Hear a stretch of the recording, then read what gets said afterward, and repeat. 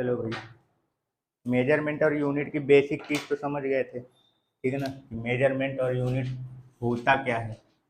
ठीक है, तो थोड़ा सा आगे का जो टाइप्स ऑफ फिजिकल क्वांटिटी जो पढ़ रहे थे, थोड़ा सा वहाँ से क्या कर रहा हूँ, रिवाइज कर रहा हूँ। ठीक है, बाकी पीछे का तो पूरा क्लियर है। तो टाइप्स ऑफ फिजिकल क्वांटिटी का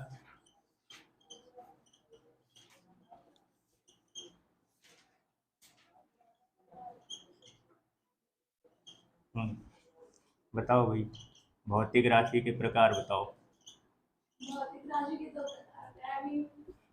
कौन कौन क्वांटिटी के टू टाइप्स होते हैं, फंडामेंटल फिजिकल क्वांटिटी और ड्राइव फिजिकल क्वांटिटी। बताओ भाई, फंडामेंटल फिजिकल क्वांटिटी किसको कहते हैं, और ये लिखने के लिए आता भी है पूरा। ठीक है, फंडामेंटल मतलब जैसे डिफरेंस तो मान लो है ही, फंडामेंटल और डेराइव्ड में क्या डिफरेंस है। अब किसी एक पर्टिकुलर फिजिकल क्वांटिटी पे लिखने के लिए आ जाएगा, तो जो डिफरेंस में एक साइड जो लिखे रहोगे उसी को पूरा रिटर्न कर देना है। ठीक है ना, तो फंडामेंटल और डेराइव्ड फिजिकल क्वांटिटी।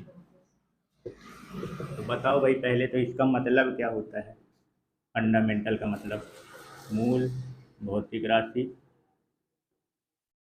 और ये व्युत्पन्न। पहले तो जो नाम है उसका मतलब क्लियर करो।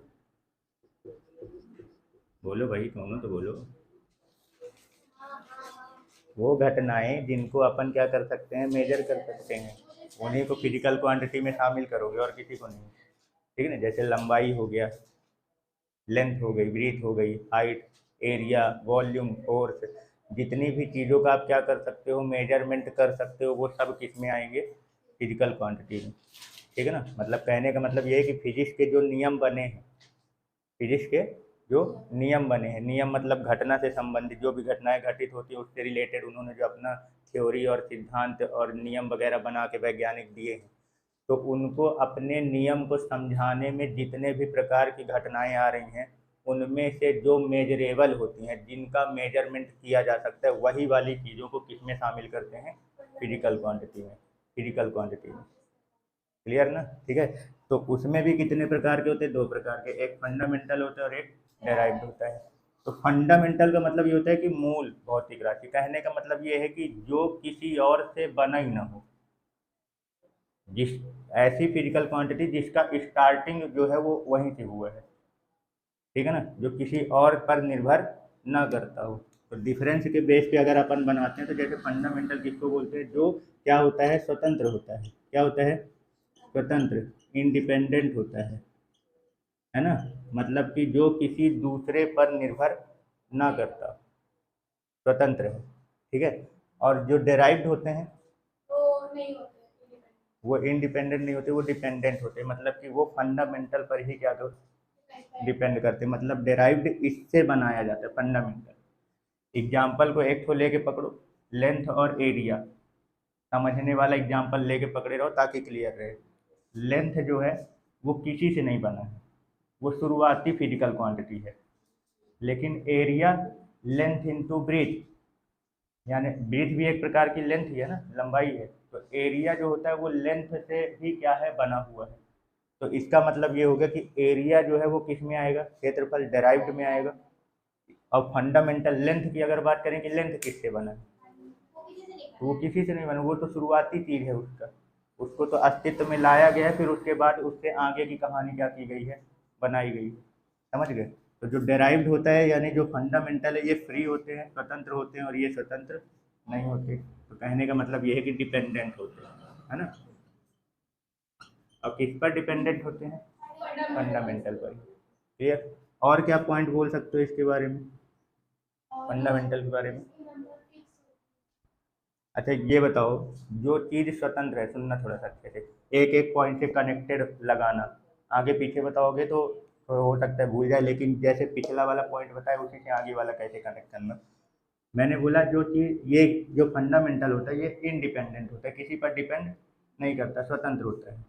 ये स्वतंत्र है, इसका मतलब ये है कि इसको किसी की ज़रूरत नहीं है ना, मतलब कि ये किसी से भी मिलकर नहीं बना हुआ है।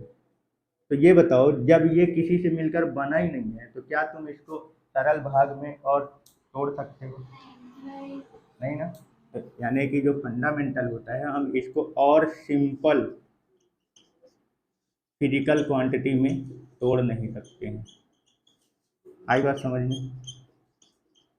क्लियर हो? लेकिन जो किसी से मिलकर बना हुआ हो, तो वो जिससे मिलकर बना है अपन उसके फॉर्म में क्या कर सकते हैं, उसको तोड़ सकते हैं। मतलब कि इसको क्या किया जा सकता है, तोड़ा जा सकता है। समझ गए? ब्रेक किया जा सकता है। इसी को और किस तरीके से आप बोल सकते हो, कहने का मतलब ये है कि जो डेराइव्ड है अपन उसको फंडामेंटल के रूप में क्या कर सकते हैं, डिस्क्राइब कर सकते हैं। फंडामेंटल क्वांटिटी के रूप में एक्सप्रेस कर सकते हैं, ऐसे भी बोल सकते हो। नहीं समझ में आ रहा? एग्जाम्पल को दिमाग में बैठाए रहना। जैसे एरिया मैंने बोला ना, एरिया एरिया इक्वल टू क्या होता है, लेंथ इंटू ब्रेथ। तो अपन डेराइव्ड को फंडामेंटल के रूप में क्या कर सकते हैं, एक्सप्रेस कर सकते हैं, उसको दिखा सकते हैं। ठीक है ना? क्यों? क्योंकि वो फंडामेंटल से क्या है, मिलकर बना हुआ है। यानी कि डेराइव्ड वाले को अपन क्या कर सकते हैं, फंडामेंटल फिजिकल क्वांटिटी के फॉर्म में क्या कर सकते हैं, एक्सप्रेस कर सकते हो, प्रदर्शित कर सकते हो इसको। क्लियर? लेकिन जो किसी से मिलकर बना ही नहीं, अगर मैं बोलूँ फंडामेंटल को क्या डेराइव्ड के फॉर्म में एक्सप्रेस कर सकते हो, तो वो जब किसी से बना ही नहीं है तो उसको एक्सप्रेस कहाँ से कर पाओगे? यानी कि जैसे इसको एक्सप्रेस किए वैसे इसको एक्सप्रेस नहीं कर पाओगे। आई बात समझ में? कोई डाउट? ठीक है ना, बेसिक चीज़ है ये। और बताओ फंडामेंटल और डेराइव्ड के बारे में और क्या बता सकते हो?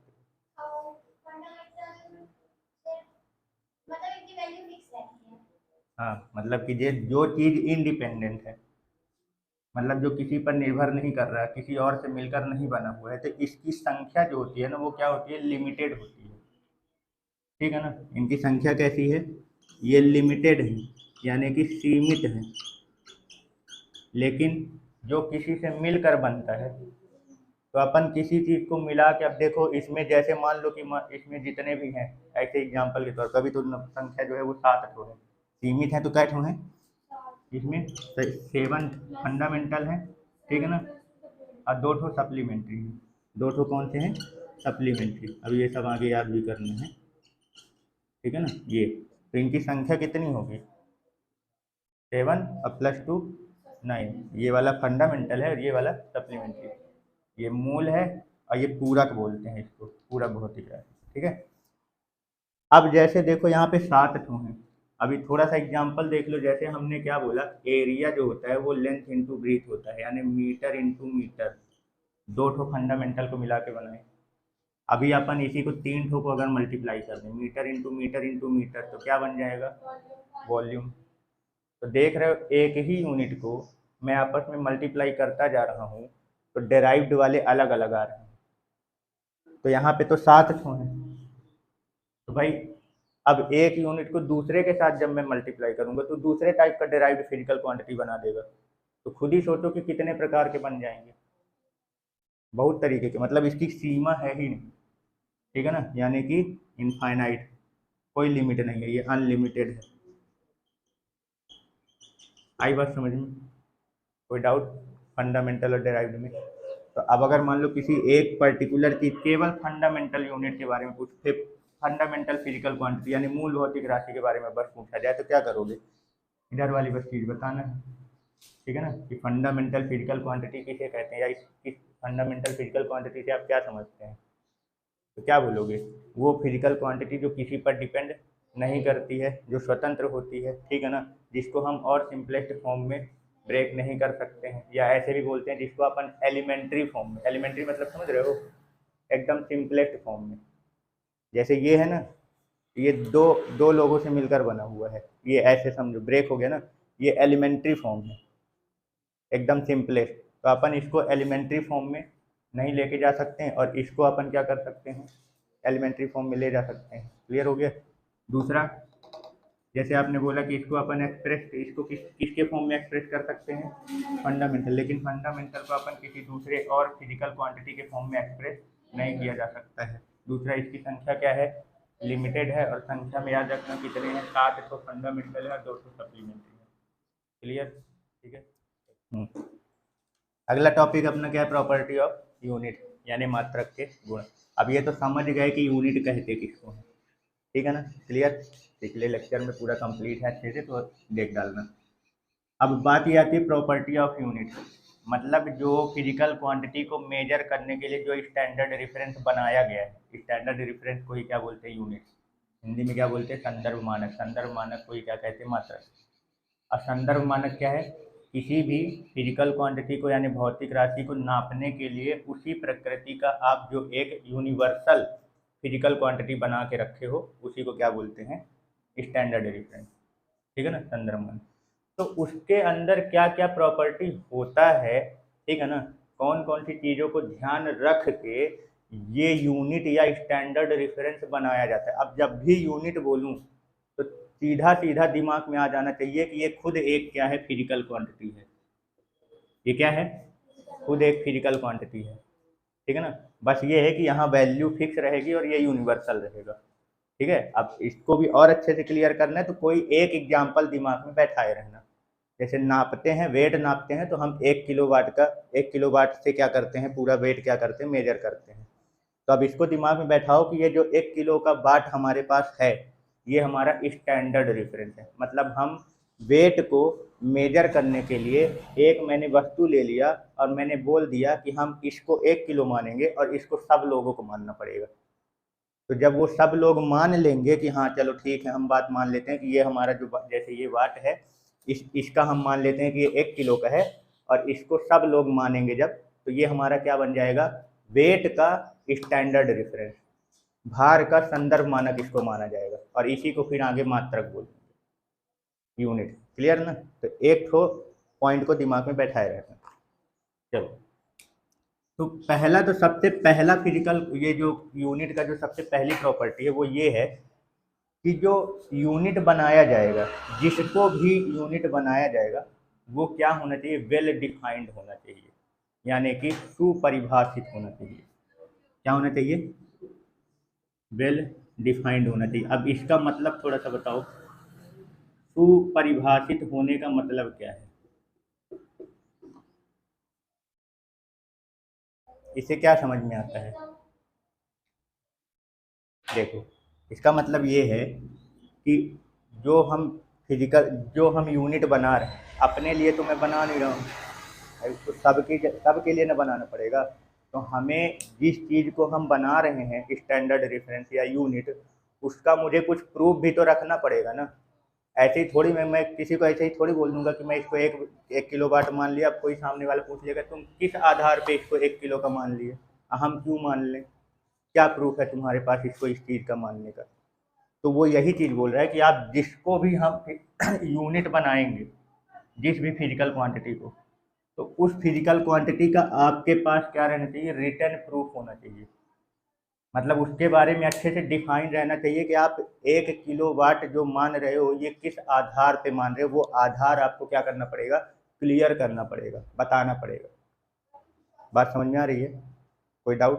तो वेल डिफाइंड का मतलब समझ में आया कि मतलब कि जो भी आप यूनिट बना रहे हो, जिसका भी यूनिट बना रहे हो, वो अच्छी तरीके से क्या रहना चाहिए, परिभाषित होना चाहिए, यानी कि उसका डेफिनेशन वगैरह लॉजिक के साथ रहना चाहिए, नहीं कि कुछ भी बोल दो तुम।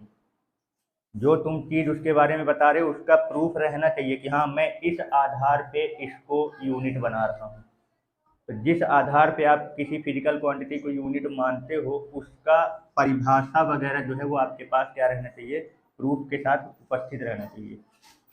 समझ में आया, मतलब कि यूनिट जो है वो क्या रहना चाहिए, सुपरिभाषित, अच्छे तरीके से क्या रहना चाहिए, परिभाषित रहना चाहिए, और रिटर्न रूप से अच्छी तरीके से परिभाषित हो, और रिटर्न रूप से क्या रहना चाहिए, लिखित रूप से वो क्या होना चाहिए, कहीं पे उपस्थित हो, ताकि अगर कोई पूछे कि बताओ ये सही है कि नहीं, तो मैं उसको जाके क्या कर सकूँ, दिखा सकूँ कि हाँ ये देखो इसको बनाया गया है, इसकी परिभाषा यहाँ लिखी हुई है, ये इस तरीके से इसको प्रूफ करके दिखाया गया है।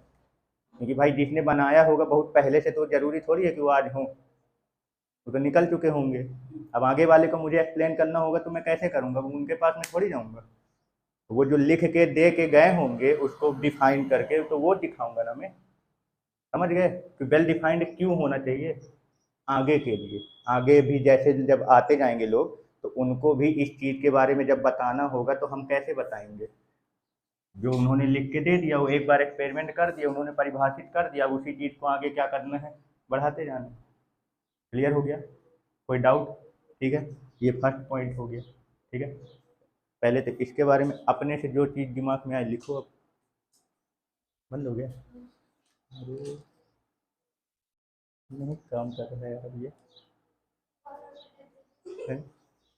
हाँ लग रहा है, एक बार किया ऊपर तक पड़ी, सब रिकॉर्ड हो ही जा रहा है। बंद है। अगला टॉपिक अपना क्या है, प्रॉपर्टी ऑफ यूनिट, यानी मात्रक के गुण। अब ये तो समझ गए कि यूनिट कहते किसको हैं, ठीक है ना, क्लियर। पिछले लेक्चर में पूरा कंप्लीट है अच्छे से, तो देख डालना। अब बात ये आती है प्रॉपर्टी ऑफ यूनिट, मतलब जो फिजिकल क्वांटिटी को मेजर करने के लिए जो स्टैंडर्ड रेफरेंस बनाया गया है, स्टैंडर्ड रेफरेंस को ही क्या बोलते हैं, यूनिट। हिंदी में क्या बोलते हैं, संदर्भ मानक। संदर्भ मानक को ही क्या कहते हैं, मात्रक।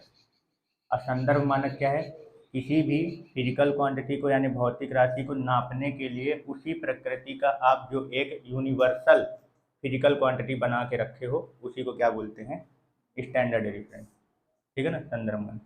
तो उसके अंदर क्या क्या प्रॉपर्टी होता है, ठीक है ना, कौन कौन सी चीज़ों को ध्यान रख के ये यूनिट या स्टैंडर्ड रेफरेंस बनाया जाता है। अब जब भी यूनिट बोलूं तो सीधा सीधा दिमाग में आ जाना चाहिए कि ये खुद एक क्या है, फिजिकल क्वांटिटी है। ये क्या है, खुद एक फिजिकल क्वांटिटी है। ठीक है ना, बस ये है कि यहाँ वैल्यू फिक्स रहेगी और ये यूनिवर्सल रहेगा। ठीक है, अब इसको भी और अच्छे से क्लियर करना है तो कोई एक एग्जाम्पल दिमाग में बैठाए रहना।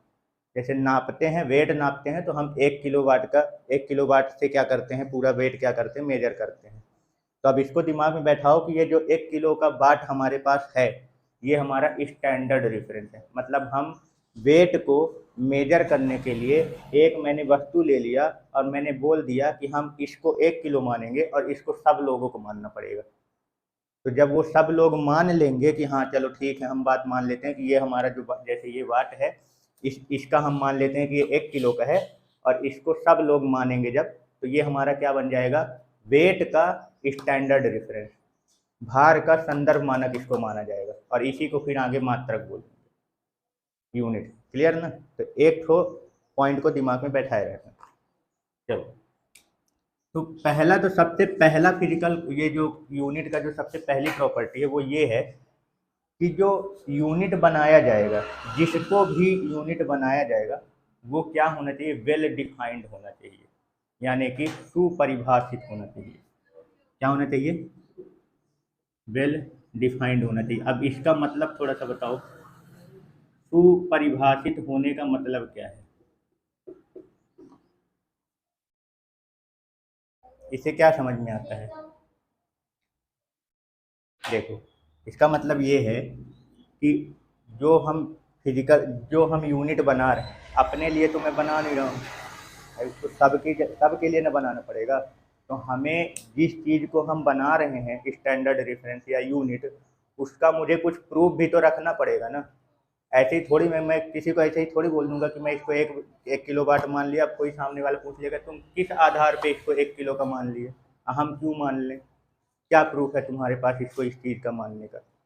तो वो यही चीज़ बोल रहा है कि आप जिसको भी हम यूनिट बनाएंगे, जिस भी फिजिकल क्वांटिटी को, तो उस फिजिकल क्वांटिटी का आपके पास क्या रहना चाहिए, रिटर्न प्रूफ होना चाहिए।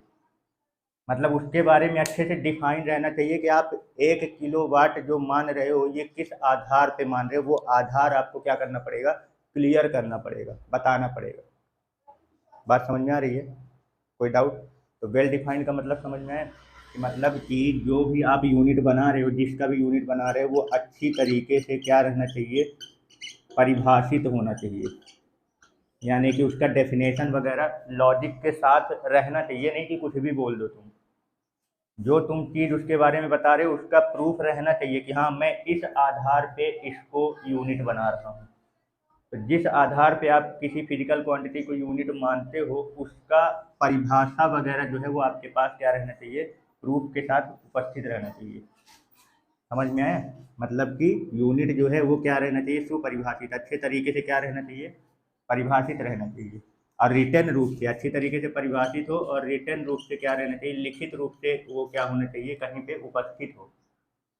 ताकि अगर कोई पूछे कि बताओ ये सही है कि नहीं, तो मैं उसको जाके क्या कर सकूँ, दिखा सकूँ कि हाँ ये देखो इसको बनाया गया है, इसकी परिभाषा यहाँ लिखी हुई है, ये इस तरीके से इसको प्रूफ करके दिखाया गया है।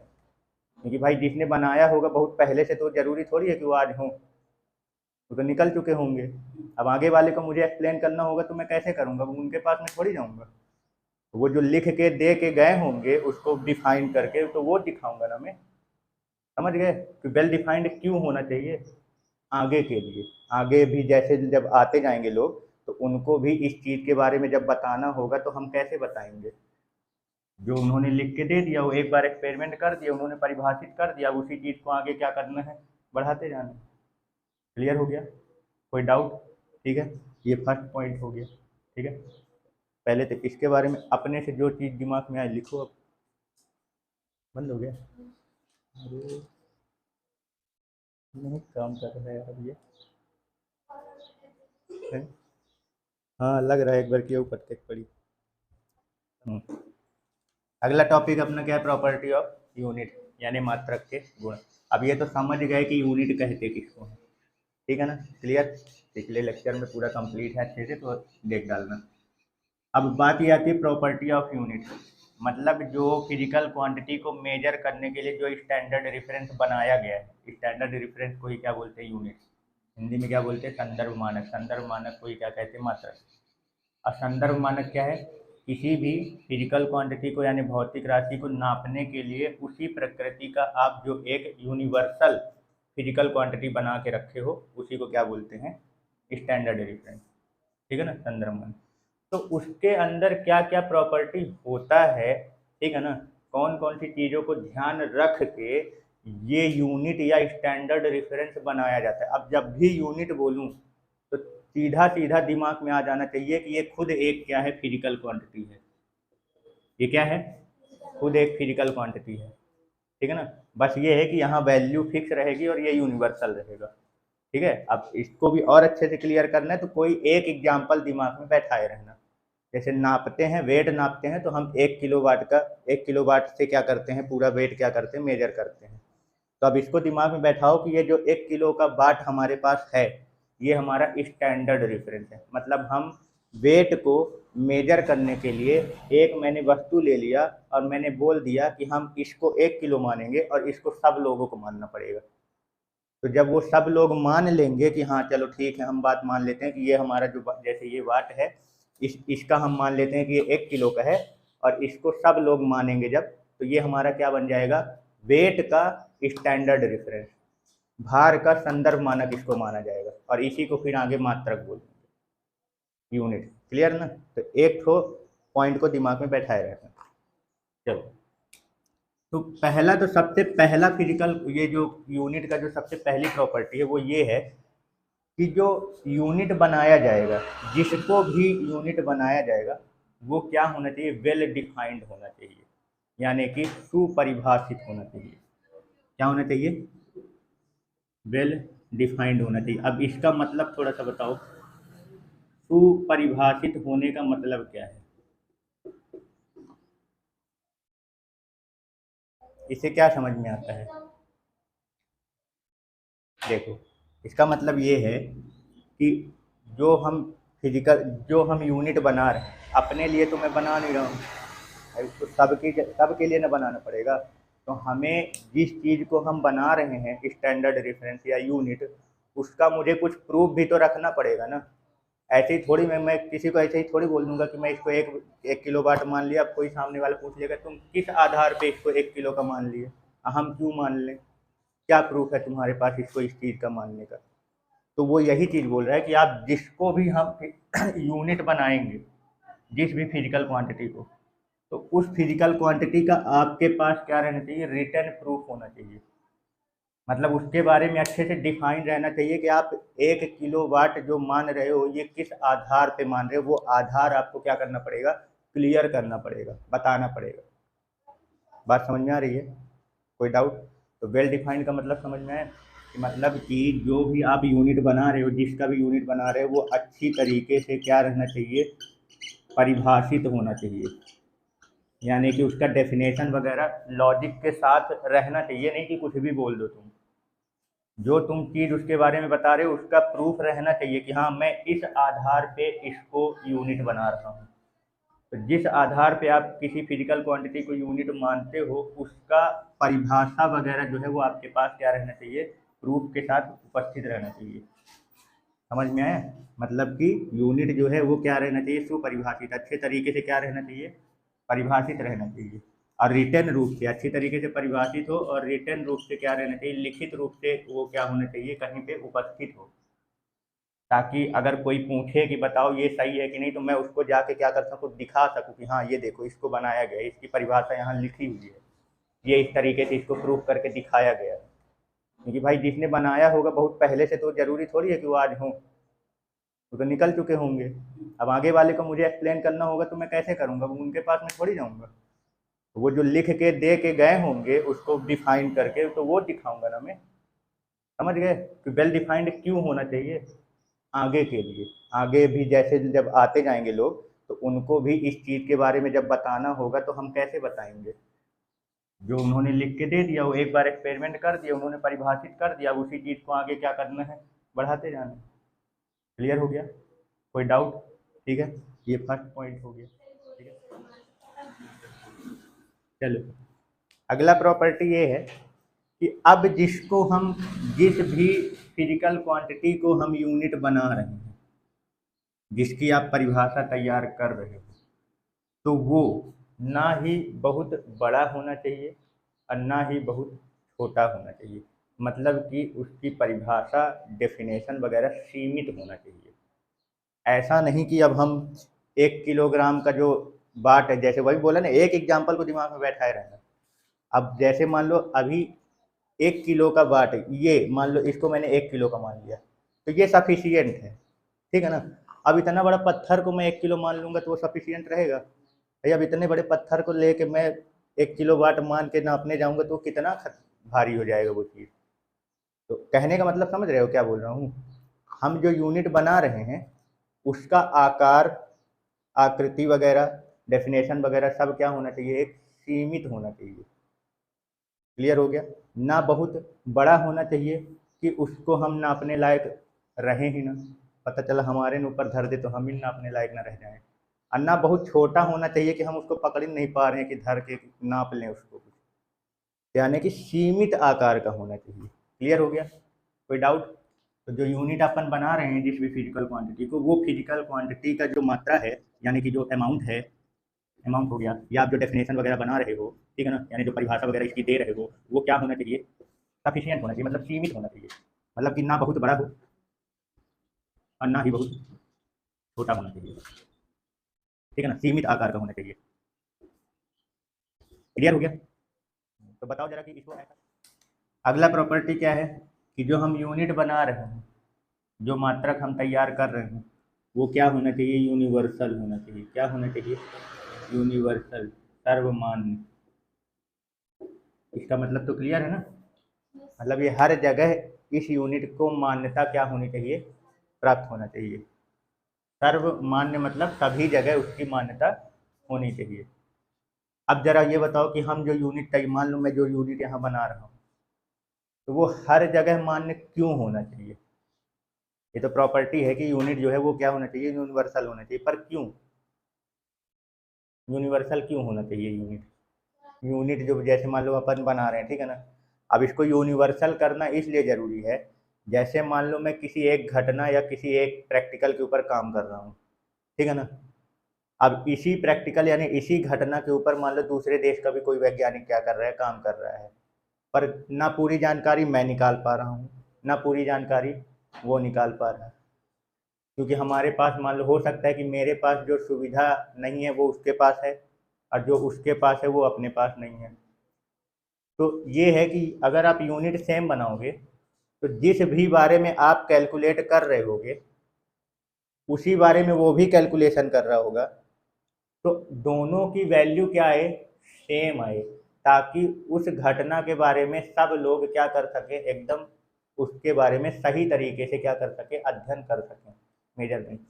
पता चला कि यहाँ पे यूनिट कुछ और है वेट का, और दूसरी जगह पे यूनिट वेट का कुछ और है, अब मैं जिस घटना के बारे में बताऊंगा तो मेरी वैल्यू अलग आएगी क्योंकि मेरी यूनिट अलग है, और उसकी वैल्यू अलग आएगी मेजरमेंट की क्योंकि उसकी यूनिट अलग है, और जबकि बात दोनों एक ही चीज़ के ऊपर कर रहे हैं। तो इस तरीके से क्या एकदम सही रिजल्ट में कोई पहुंच पाएगा?